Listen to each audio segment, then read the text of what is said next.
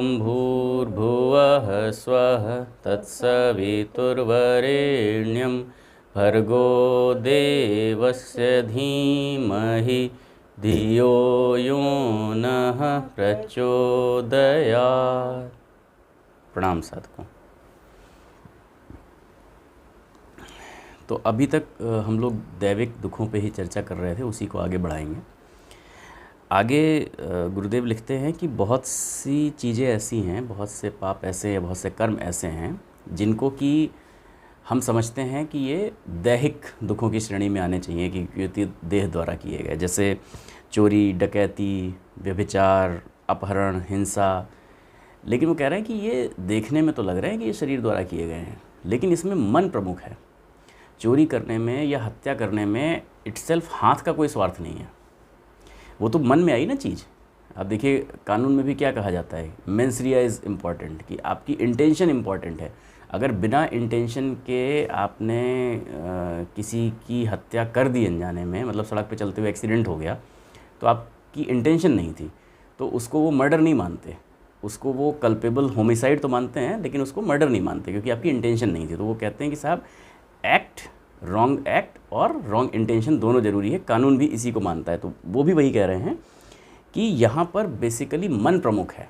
आपकी इंटेंशन पहले मन में आया वो विचार, और आपने तब वहाँ से प्रेरित होके किया, तो इसलिए इनको मानसिक ही माना जाता है। हत्या करने में स्वार्थ हाथ का नहीं है, मन के आवेश की पूर्ति है, कि मन को ये लगा कि भाई इसको मार देना चाहिए, गुस्से में आया, क्रोध में आया, जो भी आपको बदला लेने का मन आया, जो भी आया, बट लेकिन वो मन आया, बदला लेने का मन हुआ, क्रोध मन में आया। तो ये सारी चीज़ें मानसिक रोग, इसीलिए ये मानसिक रोग या मानसिक पाप या मानसिक कर्म की श्रेणी में आते हैं। इसीलिए ये जितने भी इस तरह के पाप हैं जिनको करते समय इंद्रियों को कोई सुख ना होता हो, हाथ को कोई सुख थोड़ी, और हाथ को तो कष्ट हो रहा है उतना, उसको मेहनत से मतलब मारना पड़ रहा है या जो भी करना पड़ रहा है, इवन हाथ कांप भी रहा होगा, तो हाथ को कोई सुख नहीं मिल रहा है, वो तो मन के आवेश की पूर्ति यानी उसके आदेश का पालन कर रहा है खाली। जितने भी इस तरह के पाप हैं वो सब मानसिक पाप की श्रेणी में आते हैं, और मानसिक, इसके लिए जब इसका निवारण होता है तो वो मानसिक दुख से ही होता है। इसलिए इनके फलस्वरूप मानसिक दुख प्राप्त होते हैं, जो कि कभी कभी हमें लगता है कि भाई ऐसा क्यों हुआ, मैंने तो इस जन्म में ऐसा कुछ नहीं किया है ना, मैंने तो किसी को कष्ट नहीं पहुंचाया, मुझे क्यों अपने किसी प्रियजन की अल्प मृत्यु का सामना करना पड़ा। तो यहाँ गुरुदेव ये स्पष्ट कर रहे हैं कि इस तरह के जो मानसिक पाप करते हुए चले आ रहे हैं, उसका जो फल है वो स्त्री पुत्र आदि प्रियजनों की मृत्यु, धन नाश, लोक निंदा, अपमान, पराजय, असफलता, दरिद्रता आदि मानसिक दुख है, जो हम पिछले अंकों में देखते आ रहे हैं कि आकस्मिक दुख सुख क्यों आते हैं। कि आदमी कहता है यार इस जन्म में उसने तो बिल्कुल सही किया, किसी का कुछ नहीं किया है ना, फिर भी या वो बहुत मेहनत कर रहा है उसको असफलता मिल रही है, कोई आदमी शायद बहुत कम मेहनत कर रहा है उसको सफलता मिलती जा रही है।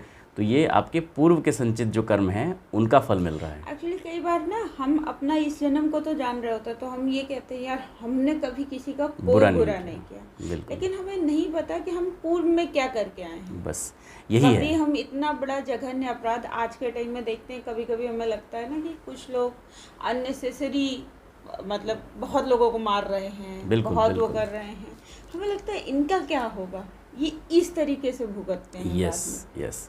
तो ये जो चीज़ जो आप करते चले आ रहे हैं और जिसका उस समय कोई प्रतिकार नहीं हो पाया, कोई प्रतिफल नहीं मिल पाया, वो मानसिक दुख की श्रेणी में, मानसिक कर्म की श्रेणी में आपके चित्रगुप्त पर अंकित हैं, और उसकी सफाई करना जरूरी है, और उसका फल इस तरीके से मिलता है। तो हमने कहा ना कि कई बार आदमी को लगता है कि अच्छा इसने चोरी की तो इसके यहाँ भी चोरी हो जाएगी, ऐसा नहीं होता है। इसने हत्या की तो ज़रूरी नहीं है कि वो उसी से हो, क्योंकि ये आपके मन पर अंकित था। जब तक मन की धुलाई नहीं होगी तब तक मन साफ होगा नहीं, आत्मा पवित्र होगी नहीं। तो ये जो अल्प मृत्यु, अपने प्रियजनों की मृत्यु का विछोह अचानक से झेलना पड़ता है, वो सारी चीज़ें जो करनी पड़ती हैं, तो वो इसीलिए करना पड़ता है। ये आपका देखिए, इसीलिए जब राम राज्य का वर्णन आता है, भगवान राम ने जब अपना राज्य स्थापित किया, तो तुलसीदास रामचरितमानस में ये वर्णन आता है कि दैहिक दैविक भौतिक तापा, राम राज्य नहीं काहू ही व्यापा, अल्प मृत्यु नहीं कवन्यु पीरा, है ना। तो वो कहते हैं कि साहब दैहिक दैविक भौतिक, ये हर समय से यही से तीन ताप चलते रहें। तो कह रहे हैं दैहिक दैविक भौतिक ताप कोई भी राम राज्य में किसी को नहीं सता रहा है, कोई चीज़ नहीं हो रही है। और वो कह रहे हैं अल्प मृत्यु नहीं कवनी पीड़ा, किसी की अल्प मृत्यु नहीं होती है, क्योंकि इसका भी बड़ा सीधा सा वो है कि अगर सब लोग सदाचारी हों, सब लोग अच्छा आचरण कर रहे हों, कोई गलत काम ना कर रहा हो, तो अल्प मृत्यु होगी ही नहीं, क्योंकि वो अल्प मृत्यु आपके किसी न किसी पूर्व के संचित कर्मों का ही फल है, अदरवाइज़ अल्प मृत्यु नहीं होगी। इसलिए वहाँ पर वो लिखा गया है कि अगर सब लोग धर्माचरण कर रहे हैं, सब धर्म पे चल रहे हैं, मतलब धर्म पे चलने का मतलब है कि सब सही आचरण कर रहे हैं, तो कोई अल्प मृत्यु कभी होगी ही नहीं। तो वो अल्प मृत्यु का कारण यही है कि कुछ ना कुछ पूर्व से ऐसा चला आ रहा है जिसकी वजह से ये चीज़ें हो रही हैं। तो ये सारे मानसिक दुख हैं जिनसे कि मानसिक वेदना आपको झेलनी पड़ रही है। और उसका और मतलब सबसे बड़ी बात, उसका कोई उपाय नहीं है। इसका क्या उपाय है भाई? अचानक आपके किसी परिजन की मृत्यु हो गई, आप कुछ कर तो सकते नहीं। अब आप अंदर अंदर घुट रहे हैं, मानसिक दुख हो रहा है, मानसिक क्लेश हो रहा है, आप किसी को कोसें कि साहब ये तो भगवान ने ऐसा कर दिया, मुझे ऐसा दंड क्यों मिला, सब ये है, लोग ढोंगी हैं, ऐसा है वैसा है, सब ऐसा बताते हैं वैसा बताते हैं, कोई फ़र्क नहीं है। लेकिन वही वाली बात, काहुन को सुख दुख कर दाता, निज कृत कर्म भोग सब भ्राता। कोई किसी को दुख और सुख दे तो सकता नहीं है, सब अपने ही करे हुए कर्मों का फल है। लेकिन हम क्या कर रहे हैं, हम अपना ये जो संक्षिप्त जीवन है उसको देख रहे हैं कि भैया मैंने तो धर्म कर्म किए, मैंने तो दान पुण्य किया, मैंने तो किसी को नहीं सताया, मैंने तो कुछ नहीं किया, लेकिन मैं पूर्व में क्या करके आया हूँ वो तो हमको दिखाई दे नहीं रहा है, इसलिए वो चीज़ें चली आ रही हैं। आज के टाइम में अगर देखें तो ऐसे बहुत सारे उदाहरण हैं जिन्हें देखने के बाद लगता है, ऐसी ऐसी न्यूज़ हैं जिन्हें पढ़ने के बाद ये फील होता है कि यार इनके साथ क्या होगा। बिल्कुल, मतलब ये जितना बुरा करके चले जा रहे हैं, ये कैसे उसे भरपाई करेंगे। तो मुझे लगता है कि वो भरपाई इस तरीके से होती हो और तब हमें ये समझ नहीं आ रहा होता कि यार हमने गलत क्या किया। तो वही इन्होंने कहा कि गुरुदेव वही लिख रहे हैं कि इस तरह ना शोक संताप आप कुछ कर तो सकते नहीं, अंदर से दुखी हो रहे हैं, आदमी दुखी होता है, चिल्लाता है, रोता है, आंसू बहाता है, सिर धुनता है। तो अब इससे एक लेवल के बाद होता क्या है कि जब आदमी इतना दुखी होता है तो उसमें वैराग्य के भाव उत्पन्न होते हैं कि यार ये तो संसार बेकार है, कुछ नहीं है, कुछ नहीं करना चाहिए किसी के लिए। और सबसे बड़ी बात यह है, जब वैराग्य उत्पन्न होता है तो भविष्य में अधर्म ना करने की और धर्म में प्रवृत्त रहने की प्रवृत्ति बढ़ती है कि आगे भाई मैं ऐसा कोई अधर्म नहीं करूँगा, ऐसा धर्म ही करूँगा। हालांकि उल्टा भी हो सकता है, कुछ लोगों में विरक्ति ऐसी भी आ सकती है कि अरे मैंने ऐसा किया, कुछ नहीं होगा, अब तो मैं कुछ नहीं करूँगा, तो उसका फिर आगे फिर तो अभी तो परसेंटेज दूसरी साइड वाले ज़्यादा है। हाँ, तो लेकिन फिर वही है कि अभी इतना भुगतना पड़ा है, फिर उसका और घोर भुगतना पड़ेगा जब तक अकल नहीं आ जाएगी, जब तक ये समझ में नहीं आ जाएगा कि साहब धर्म पे ही चलना है ना। सत्यम वद धर्मम चर, जो युधिष्ठिर जी को सिखा रहे थे और वो कई दिनों तक कहते चले जा रहे थे कि नहीं मुझे याद नहीं हुआ, याद नहीं हुआ। तो वो यही कह रहे थे ना कि भैया मैंने आज भी एक झूठ बोल दिया। सत्यम वद धर्मम चर का मतलब है कि सत्य बोलो और धर्म पे चलो। तो जब तक ये आत्मा को समझ में नहीं आ जाएगा कि भाई यही करना है, धर्म में प्रवृत्त रहना है। देखिए जब किसी की मृत्यु हो जाती है किसी के यहाँ, तो जब लोग शमशान में जाते हैं तो लोगों में एक शमशान वैराग्य पैदा हो जाता है। जब कोई अपने स्वजन की चिता रच रहा हो तो उसके मन में हमेशा ऐसे भाव उठते हैं कि नहीं यार देखो अंत तो यही है, जीवन का सदुपयोग करना चाहिए, वो करना चाहिए, ऐसा करना चाहिए, वैसा करना चाहिए। और वहाँ से आने के तुरंत बाद फिर से भूल जाते हैं। वो अलग बात है कि जैसे ही बाहर निकलते हैं तो फिर ये चिंता सताती है कि यार अच्छा ये वाला प्रोजेक्ट था उसमें इतना कमीशन मिलना चाहिए था, ये वाला था उसमें इतना कमीशन नहीं मिला, अभी इसको ऐसा करना है। तो वो मतलब कहने का मतलब ये कि आते ही बाहर, अगर वो भगवान राम सुग्रीव से कहते हैं, जब बाली की मृत्यु के बाद सुग्रीव कहते हैं कि नहीं मुझे कुछ नहीं चाहिए, मुझे राज्य नहीं चाहिए, मुझे ऐसा नहीं वैसा नहीं, तो भगवान राम ने कहा कि ये जिस दशा में आप हैं ना मित्र, इसको शमशान वैराग्य कहते हैं और ये थोड़ी देर के लिए सबको हो जाता है। बोले कि यदि व्यक्ति इस भाव में स्थिर हो जाए, इस शमशान वैराग्य के भाव में अगर व्यक्ति स्थिर हो जाए तो उसका बड़ा कल्याण हो जाए। लेकिन समस्या ये है कि वो स्थिर हो नहीं पाता, वो बहुत छोटी देर के लिए रहता है। धारी जो है ना, हमें इतना ज़बरदस्त मोह है इस देह का कि मतलब सब कुछ लगता है इसी से जुड़ा है और चाहे कितनी भी चाह लें अपने वृत्तियों पे कंट्रोल होता ही नहीं। बिल्कुल। तो आगे गुरुदेव और वही इसी चीज़ को और एक्सप्लेन कर रहे हैं कि आदमी का जब धन नाश हो जाता है तो मनुष्य भगवान को पुकारता है, जब वो पराजित हो जाता है, असफल हो जाता है तो उसका घमंड चूर हो जाता है, नशा उतर जाने पे आदमी होश की बात करता है। तो अभी तब तक वो उन्माद में था जब तक ये सारे पाप कर रहा था, जब इनका कष्ट मिल जाएगा और नशा उतर जाएगा तब वो भगवान को पुकारता है। तो मानसिक जो दुख आते हैं, अब कई बार आदमी कहते भाई क्यों आते हैं, मानसिक दुख जो आते हैं वो इस सफाई को करने के लिए आते हैं कि मन में जो ईर्ष्या, कृतज्ञता, स्वार्थपरता, क्रूरता, निर्दयता, छल, दंभ, घमंड, ये सारे भाव जमे हुए थे, इनकी सफाई करने के लिए आते हैं कि ये हो के ये सारी चीज़ें निपट जाए। अगर बहुत किसी को भाई अभिमान था, बहुत अहंकार था, किसी ने किसी के साथ बहुत धोखा किया, ज़िंदगी भर ईर्ष्या की या क्रूरता की या बहुत निर्दयता की, ये दुख इसलिए आते हैं कि आत्मा के ऊपर जमे हुए ये जो प्रारब्ध कर्मों के पाप संस्कार हैं वो निकल जाएं। पीड़ा और वेदना की जो धारा है वो ये जो पूर्व के किए हुए कृत्य हैं, जो पूर्व के किए हुए कर्म हैं, प्रारब्ध कर्म हैं, कर्मों के निकृष्ट संस्कारों को धोने के लिए आती है। मतलब जो आपने इनसे, भाई ये निकृष्ट कोटि के ही तो थे, चोरी, अपराध, हत्या, ये जो थी। तो ये जो जितने मानसिक दुख आते हैं, ये जो पीड़ा आती है, जो वेदना आती है, ये उन सारे पूर्व के किए गए प्रारब्ध कर्मों के जो जमे हुए निकृष्ट संस्कार हैं वो धुल जाए आत्मा से धोने के लिए आती है। ये था मानसिक दुखों का कारण। अब मानसिक कष्टों को समझ लेने के उपरांत अब समझते हैं दैहिक या शारीरिक कष्टों का क्या कारण है। ठीक है, अब शारीरिक कष्ट क्या होते हैं? अभी तो हमने ये समझा कि मानसिक कष्ट तो ये थे कि भाई अल्प मृत्यु है। शारीरिक कष्ट जैसे आप देखते होंगे कि कुछ लोगों में कोई जन्मजात विकृति है, कोई अपूर्णता है, कोई अपंगता है, तो ये होते हैं आपके शारीरिक कष्ट। अभी के बारे में थोड़ा बहुत आइडिया आगे जो पीछे की हम लोग भाग देखे हैं, जी, इसमें थोड़ा सा उसको और डिटेल में बताया है कि जन्मजात अपूर्णता या पैतृक रोगों का कारण, आदमी कहता है ना कि बाई बर्थ डिसीज़ है, तो लोग कहते हैं साहब ये तो बाई बर्थ है, इसका तो कुछ नहीं कर सकते, इसमें कुछ है ही नहीं। या पैतृक डिसीज़ जो ट्रांसफ़र हो जाती हैं माँ बाप से बच्चों में, जो आप हेरिडिटरी कहते हैं कि हेरिडिटरी ट्रांसफ़र होती हैं, वो हैं आपके दैहिक कष्ट जो पीछे से चले आ रहे हैं। क्योंकि होता क्या है कि मरने के बाद भी सूक्ष्म शरीर तो रह जाता है, और जो नया शरीर है उसकी रचना इस सूक्ष्म शरीर के द्वारा होती है, और उसमें वो विकृति रहती है, पाप जमे हुए हैं, उसको सफाई करनी है। पाप जमे लेकिन उसको सफाई करनी है। तो इस जन्म में जिस अंग का दुरुपयोग किया जा रहा है, बहुत ध्यान से सुनने वाली बात है, वो अंग सूक्ष्म शरीर में अत्यंत निर्बल हो जाता है। जिस अंग का उपयोग किया जा रहा है, दुरुपयोग किया जा रहा है, सदुपयोग किया जा रहा है वो स्ट्रांग हो जाएगा, जिसका दुरुपयोग किया जा रहा है वो अत्यंत निर्बल हो जाता है। जैसे यदि कोई व्यक्ति अति मैथुन करता हो तो सूक्ष्म शरीर का वह अंग निर्बल होने लगेगा, और निर्बल होने लगेगा तो फलस्वरूप क्या हो जाएगा? संभावना है कि अगले जन्म में वो व्यक्ति नपुंसक हो जाए, कि भाई जाओ तुम कर ही नहीं पाओगे कुछ अब, राइट। संभावना इस बात की है कि वो व्यक्ति नपुंसक हो जाए। ये जो नपुंसकता आई है ये केवल कठोर दंड नहीं है, ये सुधार का एक तरीका है। मतलब एक तो ये लग रहा है कि भैया नहीं ये तो दंड दे दिया, प्रकृति ने दंड दे दिया या दुश्मन ने दंड दिया, ये सिर्फ दंड तक सीमित नहीं है, ये सुधार का तरीका। जितने भी देखिए जो विधि का विधान है, जो भगवान की पूरी ये वो है, उसमें सिर्फ दंड नहीं है। वो दंड है किस लिए? वो दंड है हमेशा सुधार के लिए, कि आगे सही हो जाए, क्योंकि आत्मा को अपने आप को सही करना है कुछ समय तक।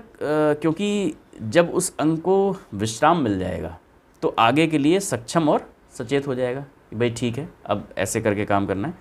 शरीर के अन्य अंगों के शारीरिक लाभ के लिए पापपूर्ण अमर्यादित अपव्यय करने पर आगे के जन्म में वे अंग जन्म से ही निर्बल या नष्ट प्राय होते हैं, तो जिससे कि शरीर के बाकी अंगों को भी नुकसान ना उठाना पड़े और शरीर के बाकी अंग स्ट्रांग हो जाएं। तो इसलिए आप जिन अंगों का दुरुपयोग करते चले आए हैं, अगले जन्म में वो अंग या तो निर्बल हो जाएंगे। आपने देखा होगा किसी का हाथ जन्म से काम नहीं कर रहा है, या किसी की 2-4 उंगलियां नहीं हैं, या पैर काम नहीं करता, या इस तरह की जो चीज़ें हैं वो आपकी जन्म से निर्बल हो जाएंगी या वो नष्ट प्राय होंगी कि आप उसका उपयोग कर ही नहीं सकते हैं। बड़ी अच्छी एक कथा आती है इस पर कि एक बार भगवान शंकर और पार्वती आए धरती पर नर रूप में विचरण करने के लिए, देखने के लिए। तो उन्होंने देखा कि एक जगह नदी है और बहुत सारे बच्चे तैर रहे हैं, एक बच्चा साइड में बैठा हुआ है क्योंकि उसके दोनों हाथ नहीं हैं।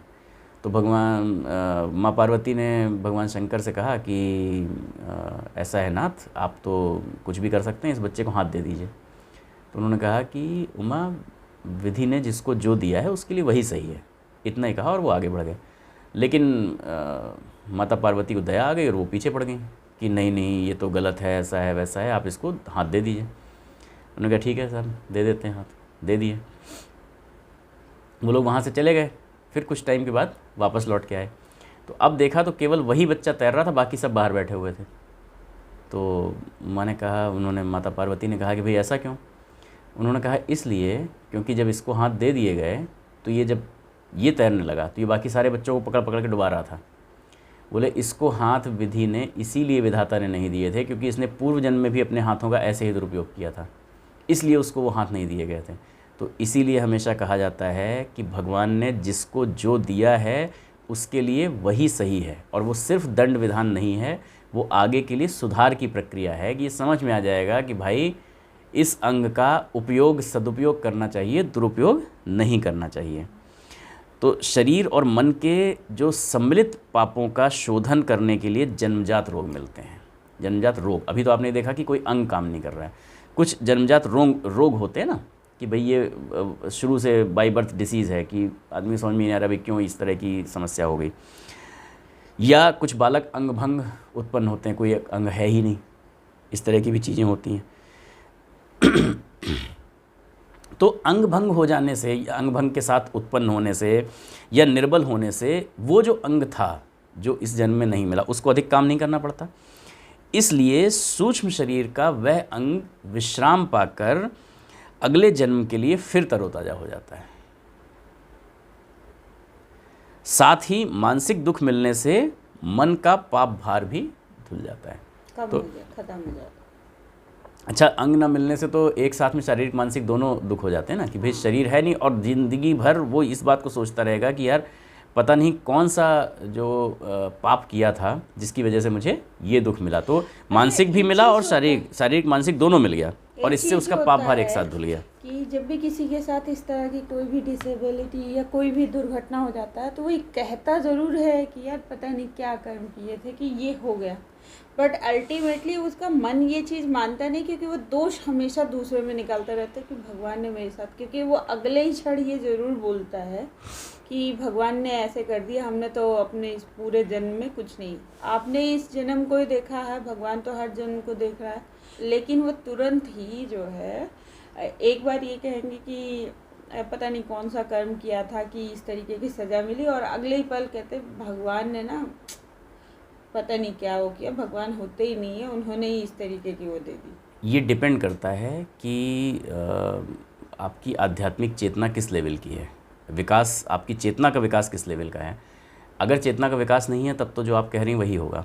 अदरवाइज़ मैंने ऐसा भी देखा है, मेरी काकी थी तो उनको मतलब बहुत अल्प आयु में वैधव्य का दुख झेलना पड़ा, क्योंकि पहले के ज़माने में आपको पता होगा शादी और गौना होता था। तो उनकी सिर्फ शादी हुई थी और हमारे जो चचेरे बाबा थे उनकी मृत्यु हो गई, और उसके बाद भी उन्होंने कहा कि नहीं शादी तो, उस ज़माने में ये था कि भाई शादी तो हो ही गई है, हालांकि मतलब फिर भी काफ़ी प्रगतिवादी सोच के थे। इधर लोग गए हमारे पर बाबा वगैरह जो हैं, उन्होंने कहा कि भाई अभी तो कुछ भी नहीं हुआ है, आप दूसरी शादी कर दीजिए। बट उस ज़माने में इस तरह से दूसरी शादी करना बहुत गलत समझा जाता था। तो उन्होंने कहा कि नहीं भाई शादी तो नहीं करेंगे, और उन्होंने कहा कि नहीं हम यहीं रहेंगे। उन्होंने जीवन भर एकाकी जीवन व्यतीत किया, अपने मतलब जो कह लीजिए जेठ जेठानी को और उनके बच्चों को, उन्हीं को सब कुछ माना और सब वो किया। तो जब मैं काफ़ी बड़ा हो गया था, मैं चीज़ें समझने लगा, तो मतलब तब वो कहती थी कि पता नहीं कौन सा पाप किया था जिसका ये दुख मिला, तो अब कम से कम इस जन्म में तो ना करें। तो ये डिपेंड करता है कि आपकी चेतना का विकास कितना। अगर आपकी चेतना का विकास है तो आप ये मानेंगे कि मैंने कुछ पाप किया था जिसका मुझे ये दुख मिला। अगर आपकी चेतना का विकास नहीं है तो आप ये मानेंगे कि भाई मैंने तो कुछ भी गलत नहीं किया, पता नहीं किस चीज़ के लिए मुझे ये दंड दे दिया गया। मोस्ट ऑफ टाइम ईश्वर को ही देने लगे। विकसित नहीं है, आपकी चेतना विकसित नहीं है। अगर आप दोष हमेशा, जब तक आप मतलब ये कहते हैं ना कि आपकी दृष्टि अगर अंतर्निहित नहीं हुई, बहिर्जगत में है, तो फिर आप हमेशा ये ढूंढते रहेंगे कि मेरे साथ जो कुछ हो रहा है इसके लिए कारक कोई किसकी गलती है। आप ये ढूंढते रहेंगे किसकी गलती है, आप वो व्यक्ति ढूंढते रहेंगे, और अगर कोई व्यक्ति नहीं मिलेगा तो आप भगवान पे दोष लगा देंगे। आदमी सबसे पहले तो ये देखता है कि कौन सा व्यक्ति, कौन सी स्थिति, किस पे मैं दोष लगा पाऊँ कि इसने गलत कर दिया, इस स्थिति के कारण ऐसा हो गया। और अगर कुछ नहीं मिला तो फिर काल ही कर्म ही ईश्वर ही मिथ्या दोष लगाए। है ना। तो ये गोस्वामी तुलसीदास जी ने लिखा है कि सो परत्र दुख पावई सिर धुन धुन पछताए कालहि कर्महि ईश्वरहि मिथ्या दोष लगाए। तो आदमी जो इसमें फंस जाता है फिर वो इस लोक में परलोक में हर जगह दुख पाता है, सिर धुन धुन के पछताता है। और किसको दोष लगाएगा? काल को यानी समय को, कर्म को और ईश्वर को, है ना। तो कर्म को आप दोष लगा रहे हैं तो आप सबसे उच्च श्रेणी के हैं कि मतलब कर्म तो अपने हैं ना, स्वयं के किए हुए हैं, किसी और के किए हुए तो है नहीं। तो मानसिक पाप जिसमें शारीरिक पाप के साथ घुला मिला होता है कि जिसमें आपने मानसिक शारीरिक दोनों किया है, तो वो यदि राजदंड, समाजदंड या प्रायश्चित द्वारा इस जन्म में शोधित न हुआ तो अगले जन्म के लिए जाता है। कई सारे लोगों को ये कन्फ्यूजन रहता है ना कि भाई इसी जन्म में उसका दंड क्यों नहीं मिल जाता, ताकि हमें पता चले कि हम क्या भोग रहे हैं। बिल्कुल पता चले। तो वही जो मैंने बार बार एग्जांपल दिया है कि अगर तुरंत पकड़ लिया तो डांट डपट के छोड़ दिया जाएगा। भीड़ ने पकड़ा चोरी करने पे तो थोड़ी दूर जाके पकड़ेगा, वहाँ पे होगा। कुछ समय के बाद पुलिस ने पकड़ लिया तो अलग तरीके का दंड होगा और बढ़ जाएगा। और वो भी नहीं हो पाया तो परलोक में ट्रांसफ़र हो जाएगा। परलोक में भी नहीं हो पाया तो अगले जन्म में चला जाएगा। तो अगर ये जो मानसिक पाप और शारीरिक पाप जो किए, जिसमें या तो राजदंड मिल गया, मतलब राजा से दंड मिल गया, कानून ने पकड़ा, सजा दी, वो कर दिया, या समाज ने पकड़ के पीट दिया या बहिष्कृत कर दिया, कुछ भी कर दिया, मतलब किसी तरीके से उसका प्रायश्चित हो गया, शोधन हो गया। आपने जो कर्म किया उसका शोधन होना ज़रूरी है। मैं हमेशा यही कहता हूँ कि अगर आपको लगता है तो भगवान से, लोग कहते हैं ना भैया कुछ गलती हो गई तो माफ़ कर दीजिएगा, हमेशा यही कहना चाहिए कर्म में माफ़ी का विधान है ही नहीं, वो शोधन का ही विधान है। आप उसको दंड कहें या उसको सफाई कहें, वो सफाई का विधान है कायदे से, जिसको आप दंड समझते हैं। तो आपको करना ये चाहिए कि भगवान यदि मुझसे कुछ गलती हो गई है, गलत कर्म हो गया है, तो उसका दंड जल्दी से जल्दी दे देना, क्योंकि जितना जल्दी मिलेगा उसका कम वो होगा, वरना जितना देर होगा इंटरेस्ट चढ़ता चला जाएगा, उस पर इंटरेस्ट लगता चला जाएगा और इंटरेस्ट लग के वो बढ़ जाएगा, कई गुना बढ़ जाएगा। तब आपको पता भी नहीं आएगा कि किस कर्म का हम भोग रहे हैं। तो फिर वो अगले जन्म के लिए चला जाता है। अगर और कई बार क्या होता है ना कि कुछ लोग इतना जघन्य अपराध करते हैं कि हम मतलब उस जो अपराध है जिस व्यक्ति के साथ किया गया उसके दिल से कितनी ज़्यादा हाय निकली है। ये सिर्फ एक तरफा तो होता नहीं है, दोनों तरफ होता है। आपने इतना जघन्य अपराध किया, वो तुरंत आपको सज़ा के तौर पे मिल जाए। आपको मान लीजिए कि ठीक है उसके लिए दंड मिला, आपको उसमें हाथ पांव टूट गए या वो हो गया तो ठीक है, सरकार से जेल हो गई या फिर किसी तरह से उम्र कैद हो गई। तो लेकिन जिस व्यक्ति के साथ किया गया उसको कितनी मानसिक वेदना पहुंची, उसकी आत्मा कितनी द्रवित हुई, वो भी तो लिखा जा रहा है। बिल्कुल। तो वो जो दुख है जो उसकी आत्मा ने झेला है, उसे तो आप अगले जन्म में आके उतना ही भोगेंगे। जब दुख होगा उतनी तकलीफ होगी। किसी ने किसी के बेटे को मार दिया, किडनैप कर लिया, उठा लिया और वो बच्चा मर गया। उसके बाद उस माँ बाप ने पूरी ज़िंदगी जो झेला है वो उस चीज़ को कैसे, जब तक आप अपना बच्चा नहीं खो देंगे, जब तक आपने उस पीड़ा को नहीं सहा, तब तक कैसे पता चलेगा। तो इसीलिए तो है ना कि उन्होंने कहा कि भाई अगर इससे जो ये राजदंड समाजदंड मिला, अगर इससे प्रायश्चित हो के शोधन हो गया, सफाई हो गई, तब तो ख़त्म हो गया, वरना वो अगले जन्म के लिए चला जाएगा। भाई आपने जो है वो कपड़ा गंदा हो गया, उसको वॉशिंग मशीन में डाला, सफाई हो गई तो साफ़ हो गया, वरना फिर निकाल के उसको हाथ से फिर धोना पड़ेगा ना। तो जब तक सफाई नहीं होगी तब तक आत्मा एक स्वच्छ वस्त्र है और वो स्वच्छ ही रहना चाहती है। वो अपने आप को साफ़ करती रहेगी जब तक उसकी सफाई हो नहीं जाएगी। क्लीन होना चाहिए बिल्कुल, उस पर कुछ ना लगा रहे। वो अपने आप पे कुछ लगा नहीं रहने देना चाहती। ब्रह्म का पाठ है तो ब्रह्म में तभी मिल सकते हैं ना जब बिल्कुल साफ़ हो जाएंगे एकदम। तो इसलिए ये कहा गया है कि अलग अलग प्रकृति है, जो आपने कहा बिल्कुल सही कहा कि किस लेवल का है और सामने वाले को कितना कष्ट हुआ है वो भी है। तो अगर केवल शारीरिक पाप है और उसमें मानसिक पाप का मिश्रण बहुत कम है तो उसका शोधन फटाफट हो जाता है शारीरिक प्रकृति के द्वारा। जैसे कि नशा पिया, उन्माद आया, है ना, और तुरंत कुछ किया, तुरंत सज़ा मिल गई, पीट पाट दिया किसी ने, हो गया। विष खाया, मृत्यु हो गई। तो ये तुरंत फटाफट हो जा रहे हैं। तो जो चीज़ें जिसमें शारीरिक है, मानसिक का लेवल कम है, तो वो तुरंत उसका हो जाता है। जैसे आहार विहार में मतलब कुछ आपने ऐसा गड़बड़ खा लिया, बीमार हुए, तुरंत शरीर ने साफ़ कर लिया। इस तरह शरीर अपने साधारण दोषों की सफाई तो जल्दी जल्दी कर लेता है। तो अगर आपका केवल शारीरिक पाप था, शारीरिक कष्ट था, तो वो आपको फटाफट इसी जन्म में मिलता रहेगा, पता भी चलता रहेगा। जैसे मैंने कहा ना कि कुछ आपने गड़बड़ खा लिया, पेट खराब हो गया, तुरंत पता चल गया, है ना। नशा पिया, उन्माद आया, सिर में दर्द हुआ और तमाम तरह की चीज़ें हुई, या गिर गए कहीं चोट खा के, उसी समय तुरंत पता चल गया। किसी ने जहर खा लिया तो मृत्यु हो गई, ख़त्म हो गया, और इसी जन्म में उसका भुगतान हो जाता है। जो छोटे मोटे शारीरिक कष्ट हैं उनका इसी जन्म में भुगतान हो जाता है। लेकिन जो गंभीर शारीरिक दुर्गुण हैं, जिनमें मानसिक जुड़ाव भी है, अगले जन्म में फल प्राप्त होने के लिए सूक्ष्म शरीर के साथ चले जाते हैं। तो यहाँ पर उन चीज़ों का मुझे लगता है, उन शंकाओं का समाधान हुआ होगा साधकों की, कि क्यों हम इसी जन्म में सब कुछ नहीं भोग लेते, कि हमको पता चल जाए कि हम क्या भोग रहे हैं, किसका भोग रहे हैं। वो इस कारण है। शारीरिक दुर्गुण है केवल, उनका यही हो जाता है, भुगतते रहते हैं लगातार, फटाफट होता रहता है। जो ज़्यादा बड़े लेवल के हैं और शारीरिक दुर्गुण हैं और उनके साथ में आपका मानसिक मन भी जुड़ा हुआ है, साथ में मानसिक पाप भी है, आपने कोई वो अगले जन्म में ऐसा अपराध किया जिससे किसी दूसरे व्यक्ति को हानि हुई, तो आप उस अपराध की सज़ा तो यहाँ काट सकते हैं, लेकिन जो आपने दूसरे को हानि पहुँचाई, उससे जो उसको मानसिक वेदना पहुँची, वो तो आप तभी समझ सकते हैं जब उसी प्रकार का सेम दुख आपको मिले और आप उतनी ही मानसिक जो दुख है उससे गुजरे। यहाँ पर ये समझना आवश्यक है, उसकी मानसिक वेदना से ज़्यादा मेरे मन पर वो कैसा अंकित हुआ है। मतलब यहाँ पे गुरुदेव ये कहना चाह रहे हैं कि आपने सिर्फ वो शारीरिक किया है या मानसिक। सपोज़ एक चीटिंग है। चीटिंग दो तरीके की है। एक, आपने जानबूझकर इंटेंशनली किसी के साथ धोखा किया, है ना, आपने उसके अकाउंट में हेर फेर करके उसके अकाउंट से पैसे निकाल लिए। अब यहाँ पर शारीरिक भी है और मानसिक भी है। एक क्या हुआ कि आप एक किसी दुकान पर गए, उसने आपको गलती से कुछ पैसे ज़्यादा दे दिए, है ना। अब आपने क्या किया, आप थोड़ी दूर चले आए, आपने देखा कि अरे यार ये तो पैसे ज़्यादा दे दिए हैं। अब एक तो ये है कि आप वापस जाएंगे देंगे, दूसरा आपने कहा यार कौन वापस जाए, कौन दे, है ना, इतनी भीड़ थी दुकान पर, अब मुझे उसे समझाना पड़ेगा कि क्या है, फिर से मैं चल कर जाऊँ इतना, तो मैं क्यों वापस करूँ। फिर कुछ लोगों के दिमाग में ये भी आता है, अरे यार ये भी तो बहुत लूटते हैं, क्या करना है, रहने दो, छोड़ो, ये इतना लूटते हैं। भाई वो तो किसी और को लूटते हैं ना, अब तो आपने लूट लिया, राइट। तो यहाँ पर क्या है, मानसिक आपका ज़्यादा कुछ था नहीं। तो ये क्या होगा कि अगर यहाँ पर से फॉर एग्जांपल 10 रुपये उसने आपको ज़्यादा दे दिए थे, तो हो सकता है कुछ दिन के बाद 100 रुपये का आपका नुकसान हो गया, ख़त्म हो गई बात, यहीं शोधन हो गया। क्योंकि आपने जानबूझकर इंटेंशनली तीव्र इच्छा, मानसिक वाले वो होते हैं जो जानबूझकर आपने अपनी योजना बना के आपने तीव्र इच्छा से किया, तो वो आपके मन मस्तिष्क पर अंकित हो गए हैं।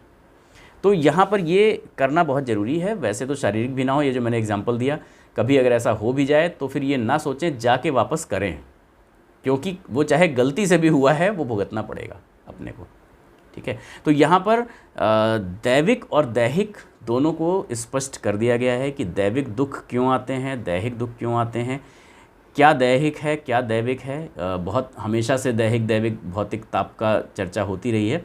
तो इसके बाद अगले वीडियो में हम लोग चर्चा करेंगे भौतिक तापों की, भौतिक कष्टों की, वो क्यों आते हैं। और आगे आने वाले वीडियोस में फिर बहुत डिटेल में गुरुदेव ने ये भी बताया है कि कौन से कर्मों का फल कितने कितने समय के बाद मिलता है और कैसे मिलता है। तो यदि आपको हमारा ये वीडियो पसंद आया हो तो प्लीज़ इसे लाइक कीजिएगा, फ्रेंड्स और फैमिली के साथ सब शेयर कीजिएगा, ताकि उन्हें भी इस तरह की बातें पता चल सकें, और हमारा जो ये छोटा सा प्रयास है गुरुदेव के ज्ञान प्रकाश को सब तक पहुंचाने का, वो सफल हो सके। तो चैनल को सब्सक्राइब कर लीजिएगा और नोटिफिकेशन के बेल आइकन पर जाकर नोटिफिकेशन में ऑल का बटन दबा दीजिएगा, ताकि जब भी हम कोई नया वीडियो अपना पोस्ट करते हैं तो आपको हमेशा मिलता रहेगा। और आप लोगों के प्रश्न मिलते रहते हैं, हम जहाँ तक कोशिश होती है उसको उसी समय वहीं पर देन एंड देयर सॉल्व कर देने की।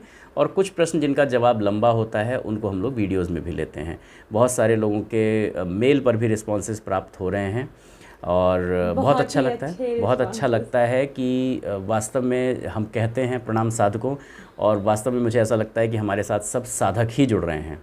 और बहुत अच्छा लगता है जब कम उम्र के साधक जुड़ते हैं। हाँ, लगता है कि एक भैया का वो मिला, बहुत डिटेल्ड मेल मिली, और बहुत अच्छा लगा कि लोग अपने शोधन प्रक्रिया या साधना की प्रक्रिया को बहुत कम उम्र से, जिसको पहले माना जाता था कि बहुत ये तो बुजुर्गों का काम है, बहुत कम उम्र से उनको शुरू किया जा चुका है। कल अमित यादव जी का बहुत डिटेल्ड मेल हम लोगों को इस पर प्राप्त हुआ था, बहुत अच्छा लगा। तो एक बार जगत के कल्याण के लिए शुभकामना प्रार्थना करेंगे, फिर आगे बढ़ेंगे।